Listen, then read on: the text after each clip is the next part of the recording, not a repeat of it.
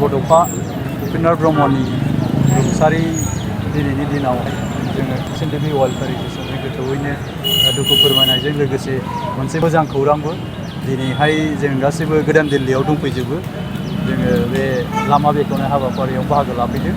बेजों लोगोसे जोङो दिनै दहाय फुङावहाय जोङो जोंनि आसामनि chief minister doctor Himanta Biswa Sarma सारखौहाय जों लोगो लादों लोगोसे गोबावनिफ्रायनो नांथानानै थानाय जोंनि एक्स एनडीएफबी फोरनि जे गुवाहाटी सेन्ट्रेल जेलाव थानाय एनआईए नांनानै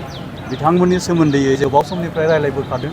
बेजों लोगोसे खोथा होनाय बायदियै एबा खावलायनाय बायदियै बिथांमोना रोखा रोखायै दिनै मोनफा मोनफा खामानिफोरखौ मावबोबाय थादों दा दहाय सावरायनाय बायदियै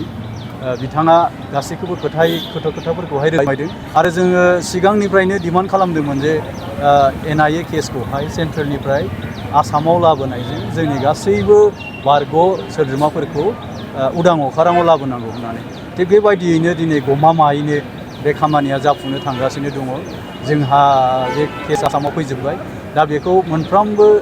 जायफोर जिल्लायावहाय पार्टिकुलारलि जिल्लायाव दङ लाइक क'क्राझार चिरां बिश्वनाथ बेफोरबायदि जिल्लायाव दङ दा जोंहा गिबि खेब हिसाबै क'क्राझाराव 20 मेआव जाग्रोगोन मिजिंथिदों दहायबो जोंना आसामनि सीएम सारा फोरमायदों गासैखौबो नायबिजिरनानै मोजां राहा लामा लानायनि एबा उदां अखाराङाव फैनायनि हाबाफारिखौ लागोन होननानै फोरमायदों।